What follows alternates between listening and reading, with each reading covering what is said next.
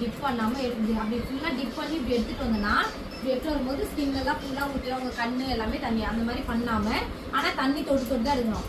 லைட்டாக இப்படி தண்ணி மேலே கை வச்சுட்டு ஃபுல்லாக எடுத்துட்டு இப்படி வச்சுட்டு தண்ணி யூஸ் பண்ணணும். அதே மாதிரி இந்த மசாஜ் இங்கே பண்ணும்போது ஃபுல்லாக இப்படி போட்டு தேய்ச்சிட்டேன்னா வாய் உள்ளேயும் க்ளீன் போயிடும், மூக்கு உள்ளேயும் போயிடும். ஓகேவா? அவங்களுக்கு டிஸ்டர்ப் ஆகிடும். மடித்து ஃபுல்லாக வந்து வைப் பண்ணி எடுக்கிறோம்.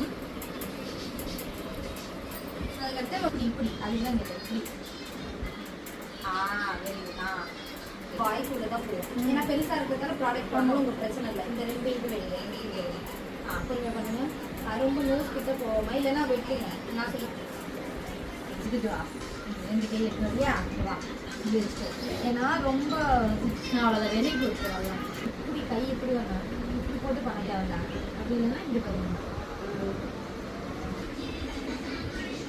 இதா இப்படி